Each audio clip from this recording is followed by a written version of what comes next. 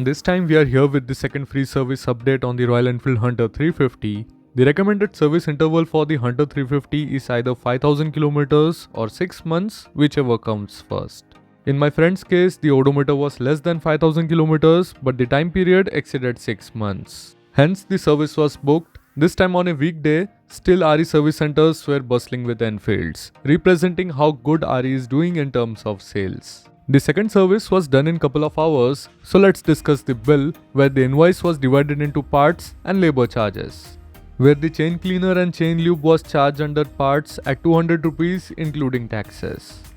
Now coming to the labor charge section, 210 rupees was charged for the lapsed service coupon. I guess it was for the delayed service. Let me know in the comments if anybody else faced this or can elaborate more on this. The battery terminal was oxidized, which was cleaned up and sprayed with terminal protection coat for Rs 66.57, which I feel is reasonable.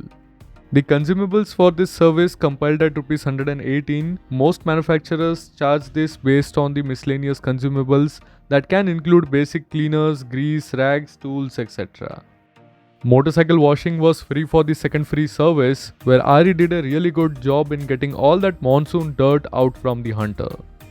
The second free service labor comes at no cost. The service guy mentioned a few tasks carried out on the Hunter, which included chain slack adjustment, air filter inspection and cleaning, and doing the basic checks on the motorcycle.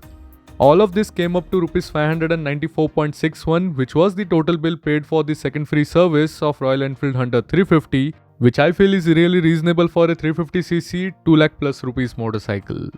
Do note that this second service at 6 months or 5000 km does not include engine oil and oil filter replacement. For the Hunter 350, Royal Enfield has scheduled the oil change at 12 months or 10,000 km at third service. My friend says the overall service experience was really smooth, but he could observe the RE service stations are still struggling to handle the increasing service crowd, as apart from the service appointments, there are numerous walking customers who need to be attended.